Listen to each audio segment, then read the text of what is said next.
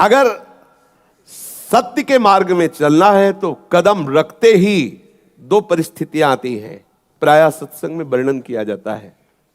या तो इतनी अनुकूलता माया फेंक देगी कि आपका मार्ग रुक जाए, या प्रतिकूलता फेंक देगी। आपको किसी भी स्थिति में भयभीत नहीं होना, कदम आगे बढ़ाते रहो, ये सब प्रतिकूलताएं अनुकूलता के रूप में बदल जाएंगी। परमार्थ के पथिक का हर सूल फूल बन जाता है। हमारा निश्चय दृढ़ हो, हमारी भावना दृढ़ हो, उसमें हिलना नहीं।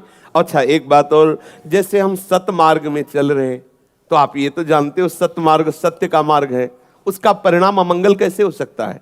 मंगल भवन प्रभु का नाम जपने वाला, मंगल भवन प्रभु के मार्ग में चलने वाले का अमंगल कैसे हो सकता है? भूल करके नहीं हो सकता। अगर अमंगल हो रहा है तो जो अमंगल हमारा जमा था उसको कुछ कम करके नष्ट किया जा रहा है। एक बार हमने सुनाया था कि एक बाल्यावस्था से भजन परायण थे ब्रह्म ऋषि, तो वो यौवन अवस्था को प्राप्त हो गए थे, शालिग्राम साथ रखते और विरक्त होकर भजन करते। एक दिन वो गंगा किनारे शालिग्राम सेवा के लिए स्नान किया और बैठे ही थे कि 90 लोग आकर के भाला लिए, लाठी लिए, मारो मारो मारो। उनका जीवन हो गया, कभी किसी को कुछ कहा नहीं, ये लोग क्यों मार रहे हैं? और बहुत भजनानंदी थे। उन लोगों ने घेर ही लिया तो उन्होंने कहा देखो तुम 90 हो, मार तो दोगे ही, हमें 2 मिनट का समय दो। उन्होंने आर्त भाव से प्रभु को पुकारा, ध्यान करते हुए कि प्रभु ऐसा क्या अपराध।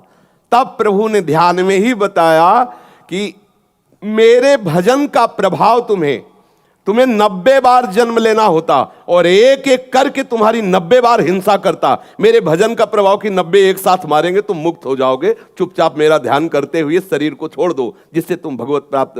तो भगवान की शरण में आने पर, भजन करने पर हमारा बहुत बड़ा अपराध छोटे में कट जाता है। तो जैसे परमार्थ में शुरू हुए तो आपके अंदर एकदम प्रतिकूलता आनी शुरू हुई, बाहर से प्रतिकूलता आनी शुरू हुई, तो घबराने की जरूरत नहीं, सफाई शुरू हो गई।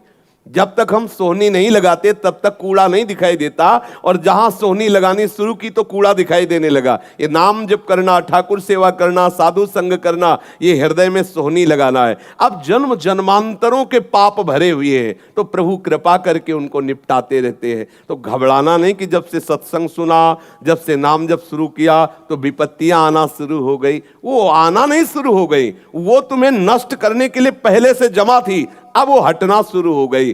तो घर के अंदर कोई आवे तो दिखाई देता है और जावे तो दिखाई देता है। तो ऐसे ही ये गेट है अंतःकरण, अनंत जन्मों के जो शुभ अशुभ कर्म, जिनके लिए भगवान कहते हैं अवश्य में भोक्तव्यम कृतम कर्म शुभाशुभम, वो शुभ अशुभ कर्म हमें नष्ट करते, लेकिन भगवत शरणागति भजन के प्रभाव से धीरे धीरे नष्ट हो रहे। समझ रहे ना? घबराना नहीं कि हम भजन मार्ग में चलने लगे तो हमें विपत्तियां घेर ली, ऐसा नहीं हो सकता। जो प्रभु का सुमिरन करते हैं, बोले भाव कुभाव अनख आलसहु, नाम जपत मंगल दिशि दशहु।